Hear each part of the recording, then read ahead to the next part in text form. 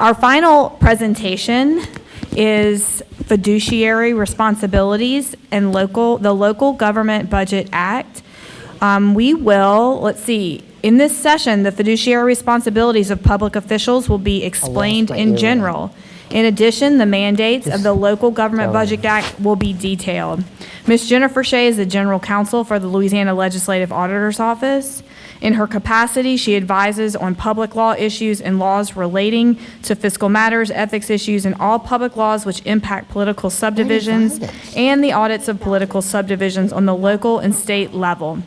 I'm sure you've heard her speak here before. She's one of our best speakers, and we're proud to have her here today, so please welcome Ms. Jenifer Schaye. And it's my lucky day. I have one earring on, not as a symbol, but because I just lost this one. So Charlie just found it for me. Thank you. I'm glad to be the closer here. Although there's less people in here, I'm still glad to be the closer because it is my privilege, they don't know I'm going to do this, to just tell you that I want to thank in behalf of Mr. Wagasback and all of you and everyone in our office, the people who put this event on. That was Lizzie Shakesnyder, Liz Martin, who's just done a yeoman's work for us, Judy Detweiler, and it takes a lot to get an event like this to happen. And I just want to say thank you and ask all of you to thank them. They've done a great job, haven't they? And we hope that we will continue to use Pennington as our permanent, if you would, location. Y'all like Pennington? It's a good place to come. And we hope that it works for you, those of you that are here travel-wise, and those of you that are live streaming with us. We just feel like we've gotten great work with our live streamers, and I want to thank you, Charlie, and everybody else wants to thank you for that. You've done great. So now, my job is I'm the General Counsel for the Auditor, so I talk to a lot of y'all. And I know when you come up to me and say, hey, Jenifer, I'm searching for your tag because I don't know your name. But I know what you do, and I know how important it is what you do. As Tip O'Neill said, a former Speaker of the House, all politics is local. So anybody who thinks it doesn't come down to where the rubber hits the road, they're not right. They're not right. It is what it is. And so it has always been, and I'm going to be 26 years in the auditor's office in January, but it's always been my privilege to talk with all of you and to try to plow through some of the issues. And over the years, the auditors have given me help, and that's from persons like Angela Heath and Patrick Virgadamo, who we chose carefully to make sure that they could also give you clear answers. And we always say, and I know I'm on the Local Government Budget Act, but this is the predicate to it. We always say that the auditor is not the enforcer, but the auditor points out the facts. And what we want to make sure of from this perspective is that we give you the answers so that you don't have audit findings. That's the goal. It's always the goal. I always think, not always, but I try to think, whenever you call us, I'm thinking, I want to give you the answer so that it's the same answer I'm going to give that auditor who's there, who says, Jenifer, you know what I just found? And I don't want them to find it. I want you to have done it right and carefully. And I practice on stuff like this and think about it and prepare. So I'm hoping that my dog Happy enjoyed this presentation last night. So I'm hoping you will. I left the home this morning and I said, Happy, if I do well, you're going to get a treat tonight. He just kind of looked at me. So, you know, you'll try to help me to do well so that Happy will be happy. Somebody yesterday asked, they didn't talk about how are you, Jenifer. They said, how's Happy? I said, he's good. He's good. So that makes me happy that you know. You're going to hear me repeat on this local government presentation over and over 3 words. I'll either say the words or I'll be implying the words.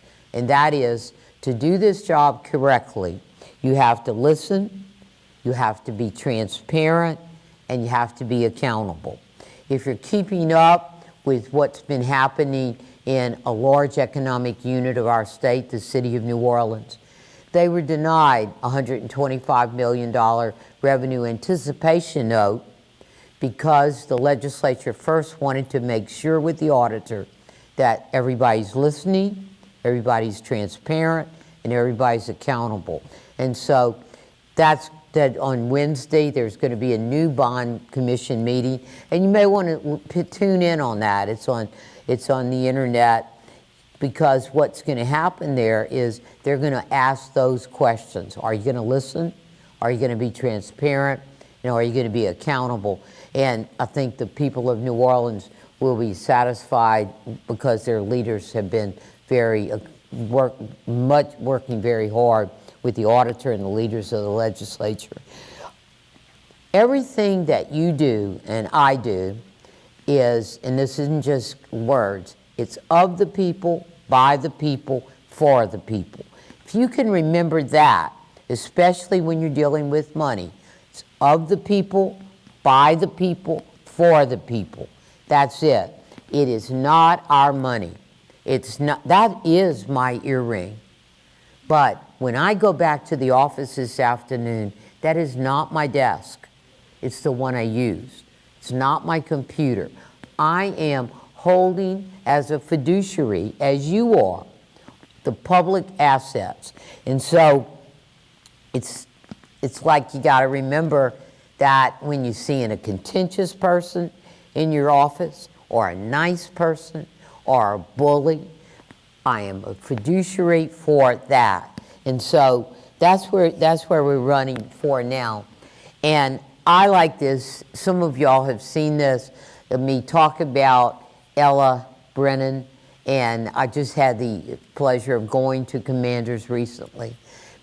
I talk about her not because the food is delicious, but because in the presentation that they did, a video commanding the table, she is such a woman who says, she died recently, who did what she held all relationships as sacred. She knew in her business that she was dealing with the most important things in people's lives. They come there when they graduate, when children are born, and after, when there's a wake, or they come there in an election year and they celebrate whatever. Now, I have added to this slide Jimmy and Rosalind Carter, because I was a big fan of what President Carter and Rosalind did with Habitat for Humanity. And there was a quote after he died from someone who knew him very well. I'm sorry, I can't remember the person's name, who said, they asked him, what was the most important thing you know about President Carter? And he said, Jimmy treated everyone the same. He treated everyone the same. And so as a fiduciary, that is your responsibility and mine, that we treat everybody the same. You say, well, that's kind of hard. Yes, it is hard. There is tension in it, and fiduciary responsibilities brings the tension. So don't be surprised by the tension. But what makes us go through the tensions is that we deal with relationships, that we don't deal with the tensions in a dark room with no lights. We know that we are the fiduciaries. We are holding the trust. And so we do that together. C.S. Lewis said, and I love this quote, one of the most cowardly things ordinary people do is to shut their eyes to the facts. You don't have to shut your eyes to the facts if you're dealing with things as a fiduciary, because you know that those facts will bring you to a different relationship. It's a roller coaster ride. It's a hard job, but it's the kind of job where years ago people said about the Peace Corps, this is the hardest job you'll ever love. And that's tough to say, but you know, you're not in it for the money. You know, we all like money, but you're in it because every day when you go home, if you remember transparency, accountability, relationships, when you go home, you can go and say, hey, I did something that helped people. That when at the end of the mark for all of us, they're not going to ask us, well, how many overtime hours did you get? They're not. What's going to be the most important is, who did you help? Who did you help? Who did you help move through all the things that we all have to deal with? I always think, though, that thing that kills fiduciary responsibility, and I bet all of you have experienced this, is, hey, let's do it like we did it last year. Let's say that we've always done it that way. That, to me, is a killer phrase. That's a deadening thing. That, you know, maybe sometimes it was right, but not all the time. Not all the time. And the world has changed also to say what's right and what's not, and how we look at it. And I'm not talking about situation ethics, but yesterday when we had Christelle Slaughter, what did she have to say? There's all the generations that we're dealing with. Change is happening, not like the Industrial Revolution, but mega, you know, just the time is just faster and faster. When I started practicing law, I thought it was great that my secretary had, and some of y'all aren't even going to know what this is, an IBM Selectra typewriter. Right? I mean, really? Had a little ball, and then we got a little ball that not only had typed faster, and it, you know, but it corrected things. Oh my God, you know, how great was that? And then today, when I went to the AG's office in 1987, I was 10 years old. They had Wang computers. Wang computers, that green screen. And they had one lady who understood them. One lady. And the rest of us had what they call dumb terminals. And now what do we have? We have, my phone is better than anything that they used to get to the moon the first time. Really. We have meta centers in parishes getting ready to go up in parishes like in Richland Parish. Anybody here from close to that area? You're from there. The change, right? It's amazing. Not maybe some change y'all don't want, but though that center is going to just spread AI all over the planet. That's what they say. There's going to be another center, not that big, in St. Francisville. How many people close to St. Francisville? They say it's going to be a $90 million expansion. Guess what? The people of West Feliciana, the people of St. Francisville, those of us who get the repercussions here, will still be fiduciaries. That money will still not be ours. It will be the people's money to be used properly. So I'm going to say, listen, transparent, accountable. Yesterday you heard about tone at the top. And all I'm going to say about this in relation to local government budget is you have to have professional relationships. You must courageously confront what is out there, and not without being derogatory, without being line in the sand kind of people. I think that's what we're seeing, you know, more and more, that people will call me and say, this guy is terrible. When I tell you terrible, I say, is he like Darth Vader? Oh, that's a good expression for him. That's good. And I say, let's talk.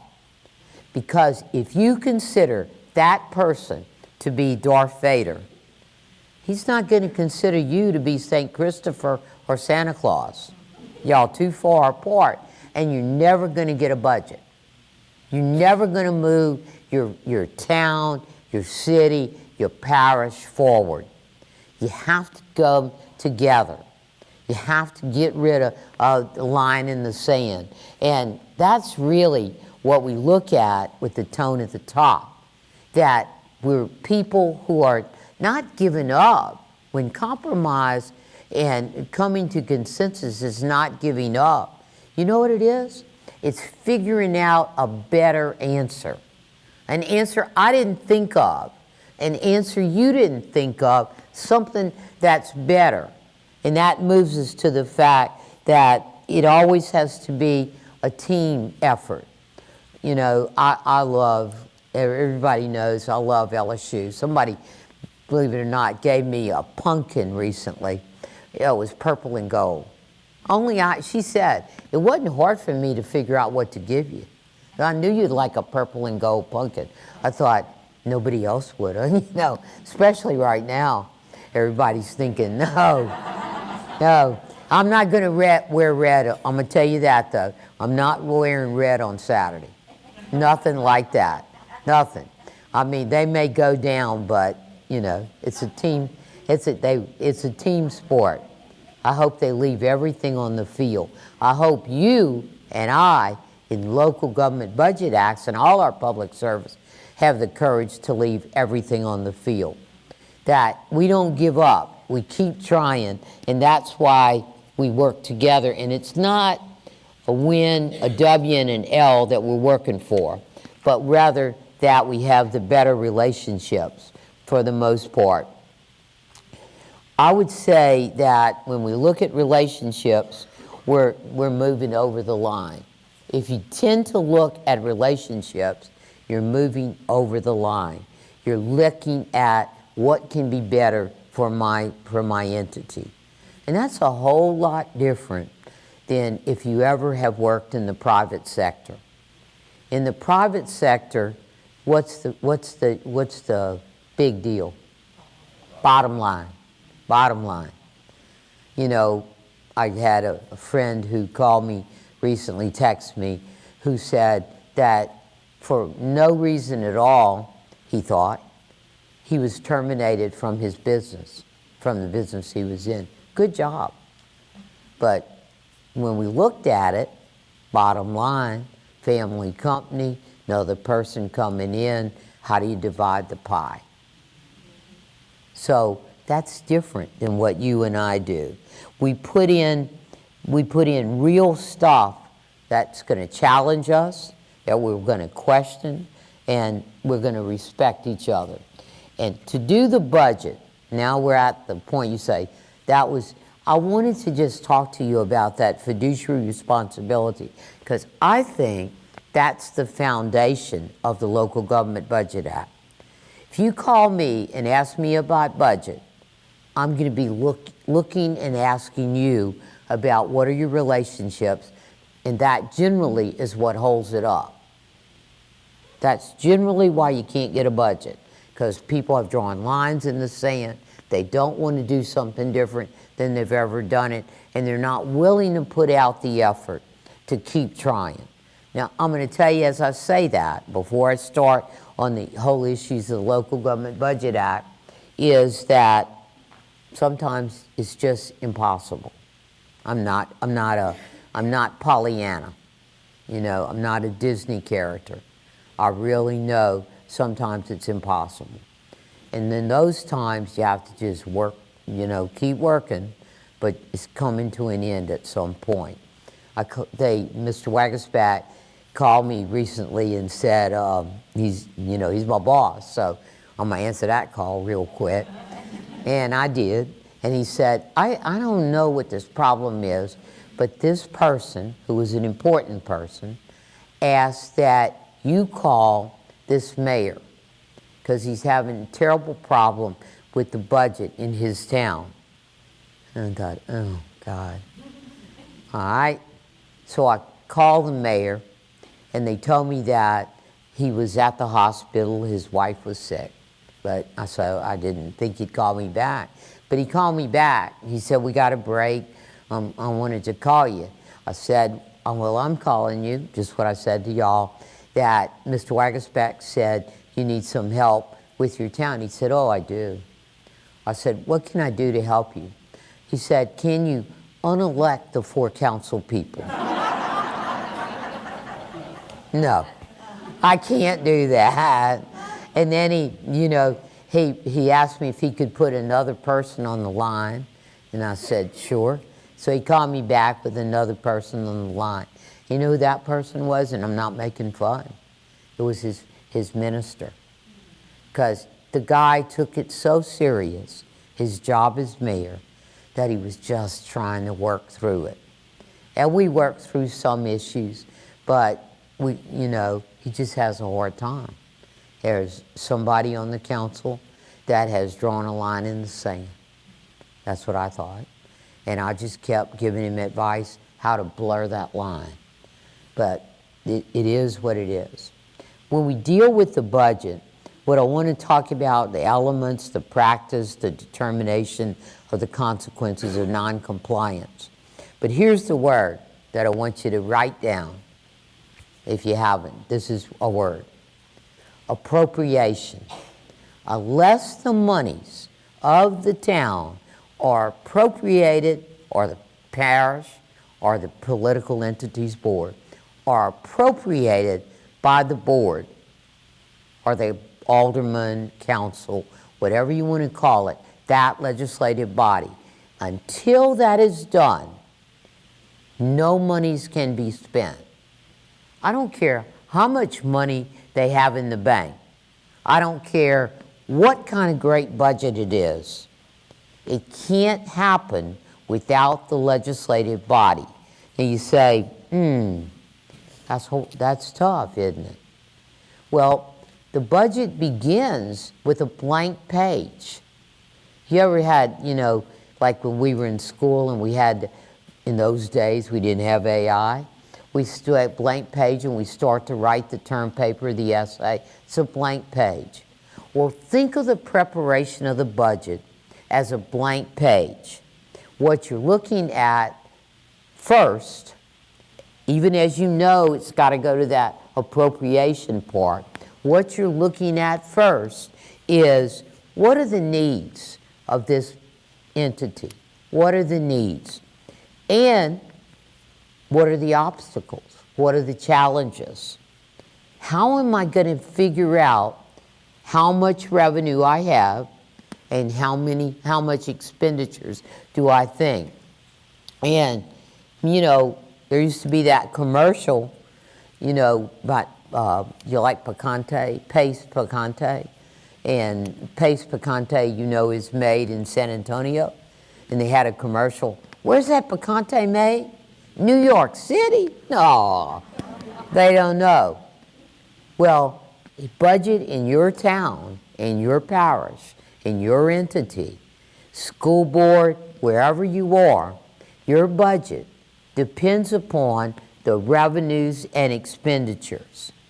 And this constitutional article on your blank page, Article 7, Section 14A, that you cannot loan, pledge, or donate public monies.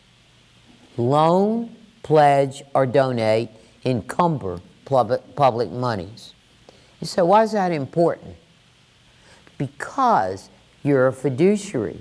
You're not going to gift Jenifer Schaye.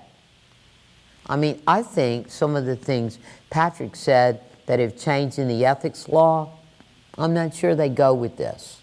But I'm not in the legislature. But we cannot loan, pledge, or donate public assets. And how does it come to you as you do your budget?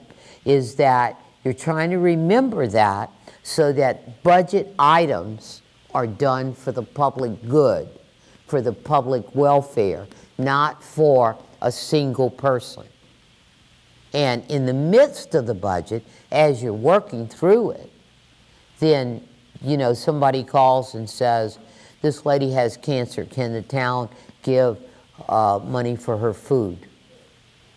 It's a terrible thing for the person to have cancer. It's a terrible thing to be without food. But you don't, as a public entity, have the authority to do that. Can you have a foundation do it? Can you do it out of your own pocket? Can the elected person do it out of his or her campaign funds? Maybe.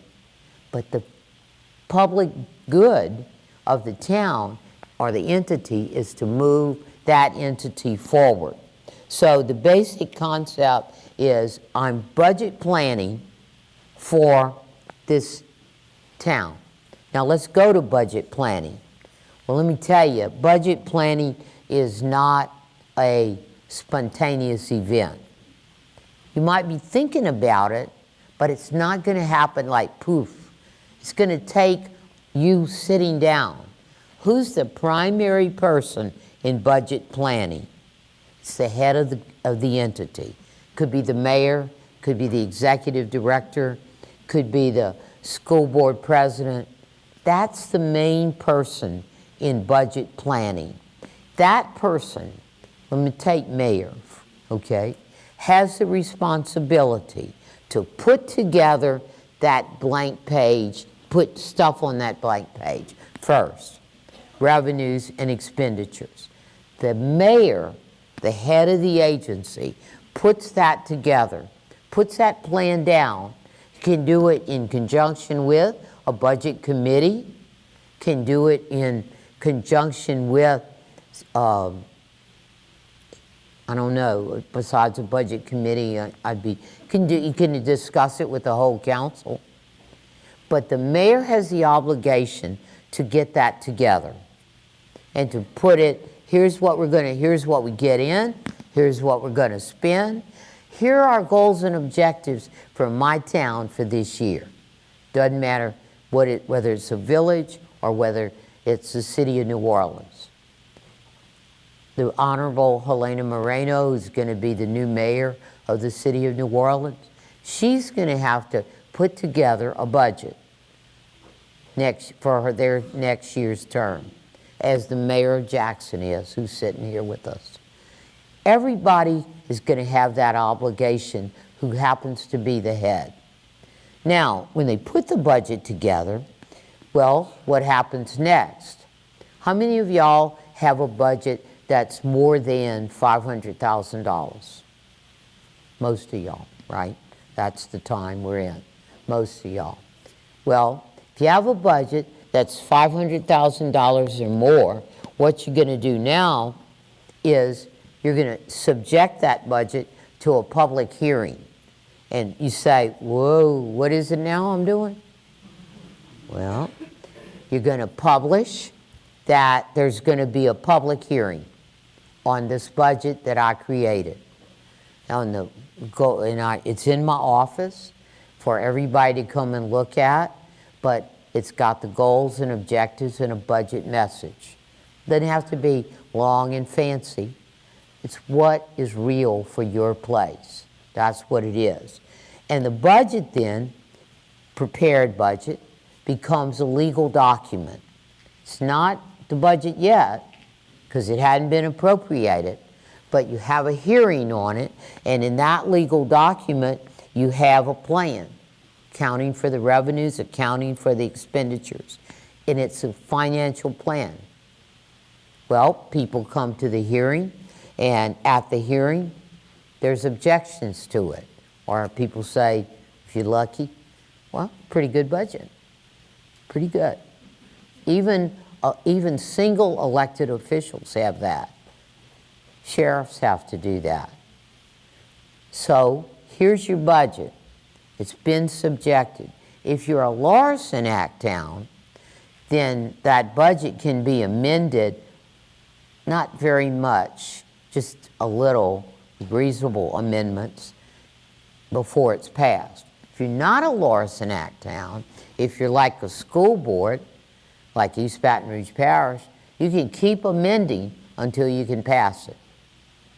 That's hard sometimes, because the mayor prepares a budget, people got lines in the sand, or maybe the mayor had a line in the sand, and the budget, they'd come back and call and say, hey, it didn't work.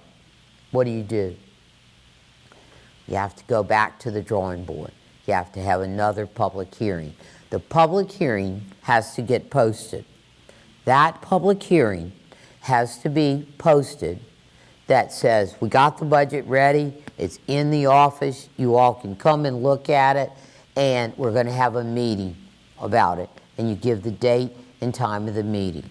Can't be sooner than 10 days after you posted that notice.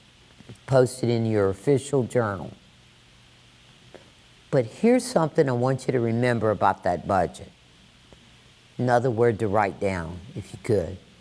Estimate. That budget is an estimate. It's a legal document, but it's an estimate. Nobody can decide on whatever date your budget, whether you have a calendar budget year or a fiscal budget year, nobody knows everything that's going to happen that year. Thank God we don't, You'd probably I would go into a hole. If I knew that my hip was going to hurt like this last year, I would have just wanted to amputate my leg. It's hurt that much. I'm glad I didn't know. I'm glad. So with the budget, you have a legal estimate of what you're going to do. It's not perfect, but it maybe is good enough for the town now to do what I said a while back, is that it is an estimate, it's a good estimate, and we can appropriate. Appropriate means that the council will say, this is the legal estimate we will use to begin our year, our budget year. Is it the one we're going to end up with? I doubt it. Probably you're going to amend the budget several times.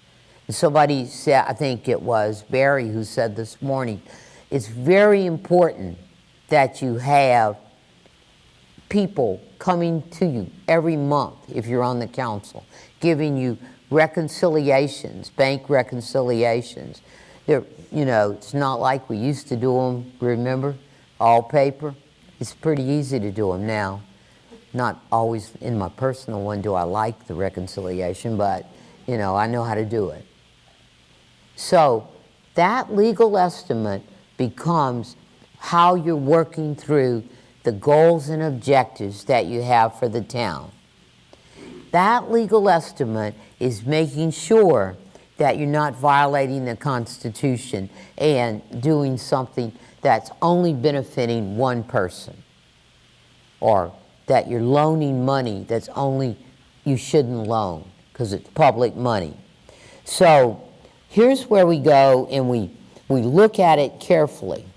Now, I'm telling you that you people that are on the council, you people that are the clerks, I'm a belt and suspenders kind of lawyer.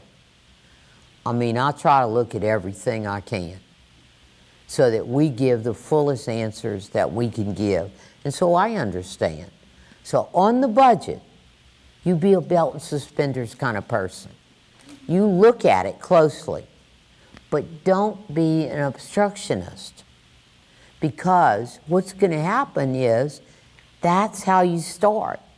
But you can keep moving forward with amendments to the budget. So, when you get there, you're going to have, at the end of the day, in Local Government Budget Act on this slide, is, I forgot to talk about side by, did I miss that one? Side by side?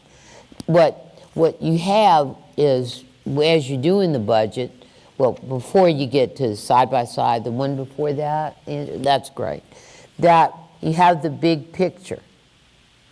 The big picture is that I've created this budget in the daylight.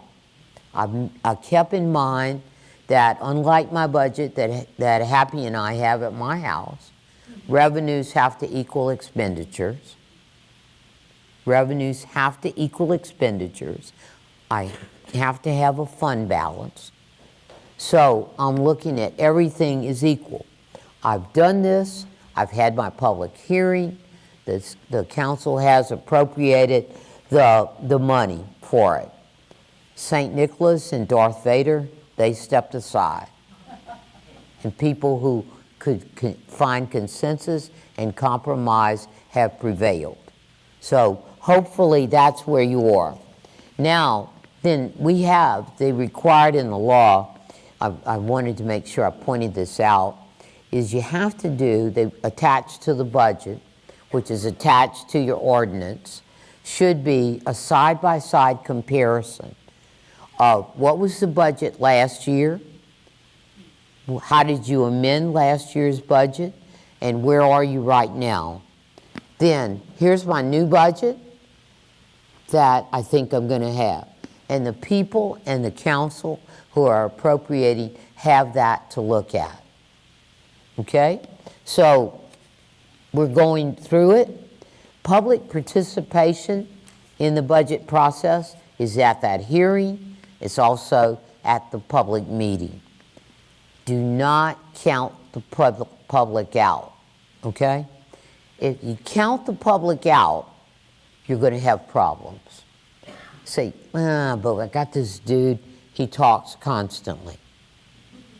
He never stops.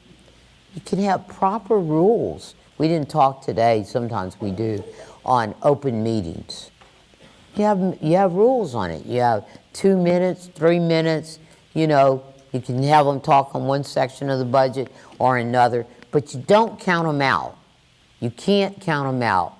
Another one of my favorite things I just recently read is, I'll tell you about Ella Brennan. Well, her daughter, T. Martin, runs the Commander's Palace's great restaurant in New Orleans, which I'm not getting paid for this. I highly recommend. I'm not violating the ethics law. Yeah, I didn't go there with public money, my money. But her daughter runs it. Her name is T. Martin. And they asked her on a podcast, how do you do that?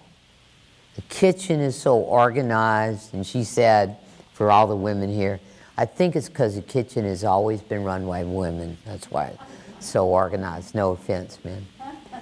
But what she said was, then they said, we have hundreds of employees. How do you manage that? She said, well, it's like you have to be a quarterback.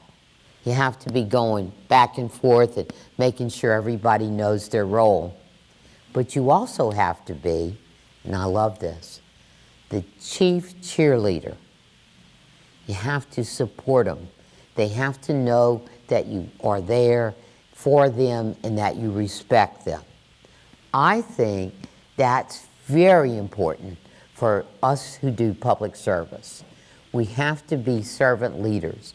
We have to be quarterbacks. We got to say no. But we also have to say, good job. Good job. That's not a bad idea when you mean it. And you move forward because people know that they're important in the process. I've just reviewed in the next slide some of your public available for review. You have certain deadlines. We have a chart on make it easy for y'all. We have one chart that you can fill in for your side-by-side comparison and use that template. We've worked on it. You don't have to use it, but we hope you do. And then we have another chart that just moves you through the budget process timelines, because those of you who are political subdivisions have different timelines than a school board, and different timelines if you're a parish and then if you're a city. So I usually think that no matter what kind of budget you're doing, you ought to have that sitting in the front of you so that you know your timelines. Because then I get to, what do auditors do when they come in? They say you adopted the budget late. What you're always looking at is the budget is your roadmap. The budget is your guide to achieving your goal. So when you do that, you're less likely to have a problem. In the Lawson Act, where we just did that just as a bullet point for you, you're going to always have council review. You're going to always allow council amendment. And you have to provide that if there's council rejection, you're going to go back and you're going to try it again. If you're a Lawson Act city, you're going to pass all this with an ordinance. And people will say, well, what's the ordinance going to say? Make it simple on yourself. The ordinance is going to say we incorporate by reference the attached budget. We incorporate by reference the attached budget. So you're not looking that you have to repeat everything in the ordinance. And that's where you're going to do it. Now, we get a lot of questions about the 5% rule and questions about the 50% rule. Here it goes. 5% rule. Revenues equal expenditures. All of a sudden, my expenditures are out of whack, way out of whack. And I'm the mayor of Town X, which had a $500,000, more than $500,000 plus budget. What do?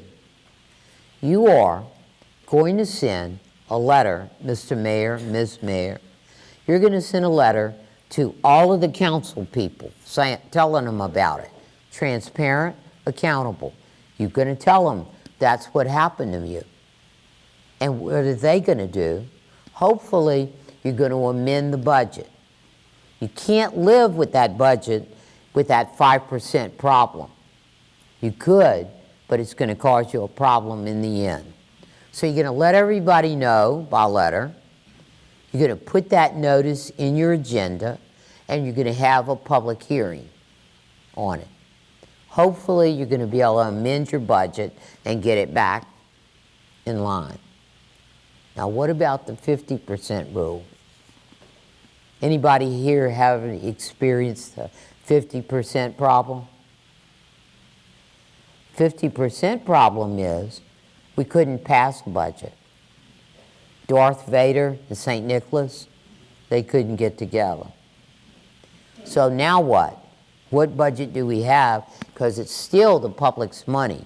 I still can't spend it without approval. What we have now is, until you can, Barry, you got a question?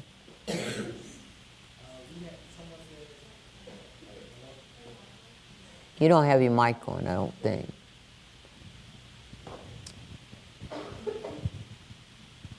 All right. It says, we have 3 funds, but they are not $500,000 separately, but they are combined. Do we still have to follow all the rules for the $500,000? Say it again. We have 3 funds, but they are not $500,000 separately, but they are combined. Do we still have to follow all the rules for the $500,000? I don't know. The person's going to have to call me and tell me what the funds are, because I don't know what the funds are. To know this budget, Local Government Budget Act applies to everything except enterprise funds, like funds you would have for utilities, general expenditures, and any what do they say, major other expenditures that you have. But they can call me, and I'll try to answer that for them. 50% rule is we couldn't agree. So what monies do we have to spend? What monies we have to spend are based on the last approved budget. That gets kind of sketchy. The last approved budget. Now, wow. The city of Gonzales, so I'm not talking out of school, it was in the newspaper a lot. Anybody here from Gonzales? Where? You are. Don't be shy. You can raise your hand. Yeah, y'all got it passed, but you lived for a while with a budget, right, that had to be based on the last approved budget. Well, what was happening was people were saying to the mayor, to the council, well, wait, by November, we don't have money. We can't pay for the police, right?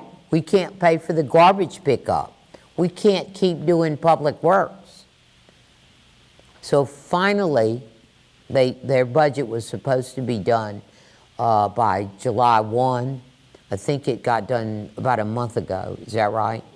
So people who are working there, people who are living there, are living knowing that that's not happening, that maybe they're going to have a real problem. I have often told this story, but it's a true story. One Friday, I get a call from a small town, and they said the police have parked their cars. The garbage guys say they're not going to pick up garbage anymore because they couldn't pass a budget. And they said, what do we do? What are we going to do? I said, you're going to call a special meeting, and everybody's going to try to talk to each other, because those people do not have to come to work if they're not being paid. So that's the 50% rule. Any questions about, you can't spend 50, I should end that, you can't spend more than 50% of the past appropriated budget. So it's very limiting, very limiting. And I think I've gone through the Local Government Budget Act like at 20,000 feet. But if you have additional questions, I want to answer them for you. I want to end by saying that if you have to do the procedures of the budget when you do them. We have flow charts, we have FAQs, and we have telephones. Telephones because you can call us and we'll try to help you in any way that we can on this. Any questions? I know you're going to give me a good evaluation because it's 12:15 and this really goes till 12:30, but we got some questions.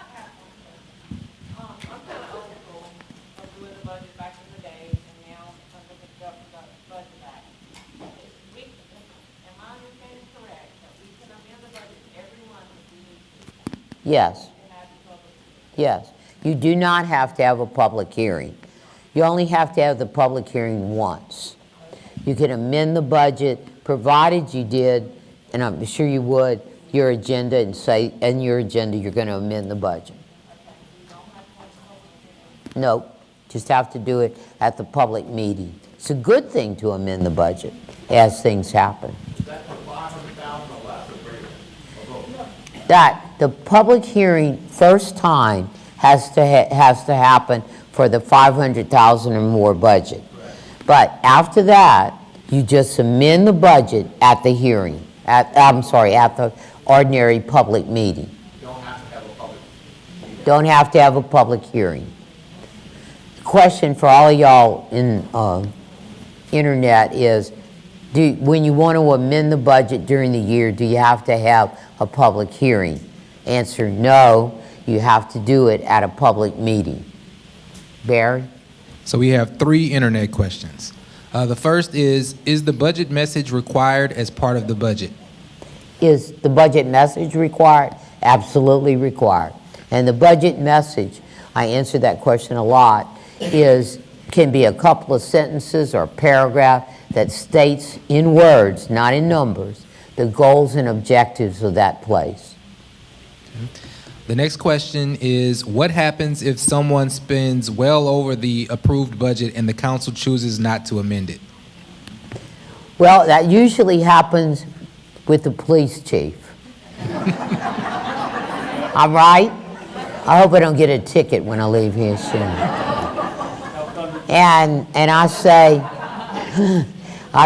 that's when you gotta buckle up and say to the chief, come on in here, let's talk about your budget.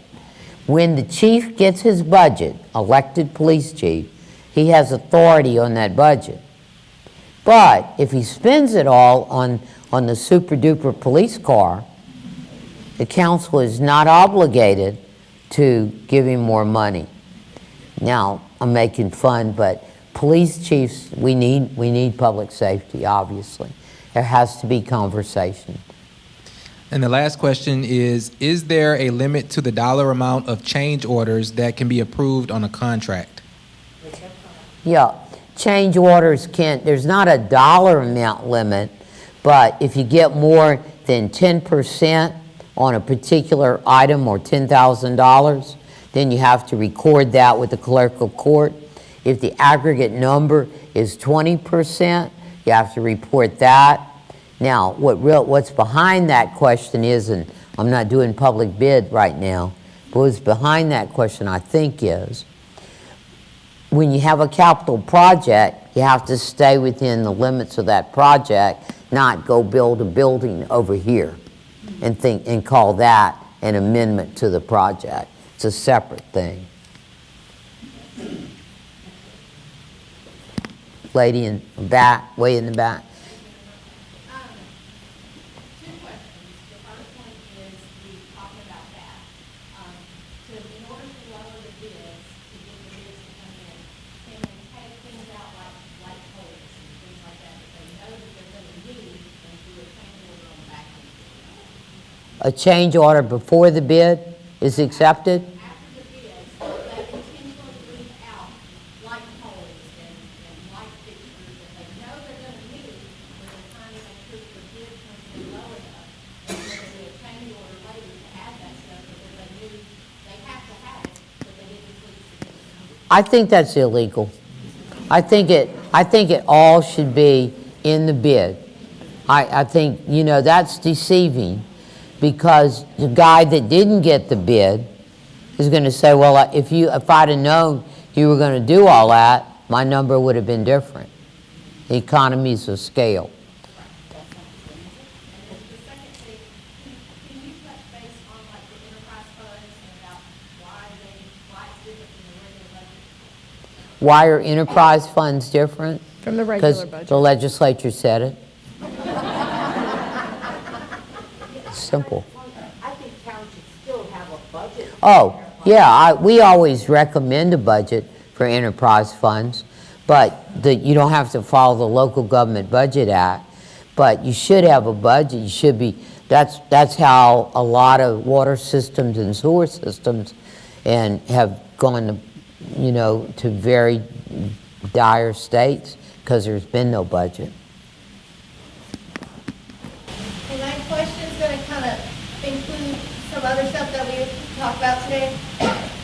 So budgets are estimates, and if you do like the budget report with the board or council, whatever, each month, in the 5% rule, you have to adjust maybe, but at the year end, should each line item show a $0 variance?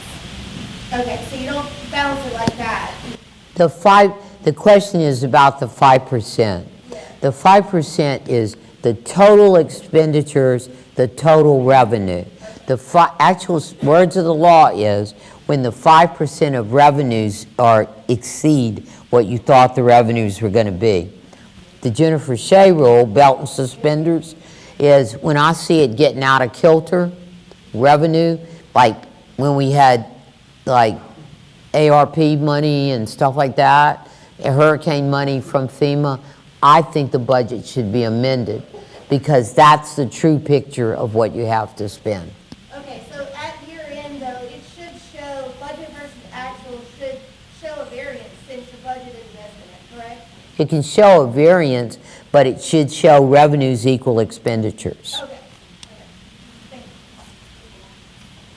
you. Okay, I think we should stop, but here's a number, 225-339-3871. 225-339-3871. Now, if you call that number, you're going to get Tommy Rizzuto or Kathy Valentine, and we're going to call you back. We're not going to be, I heard this thing yesterday, that enterprise rental car, I'm in a rental car right now because I had a little accident with my car. They told me that don't call us. So what now? Because they want you to do everything on their app. We don't want you to do everything on the app. We don't even want you to do everything just by looking at the questions and answers that we have. call us. If we don't know the answer, we're going to try. But I want to thank you for your service. Thank you.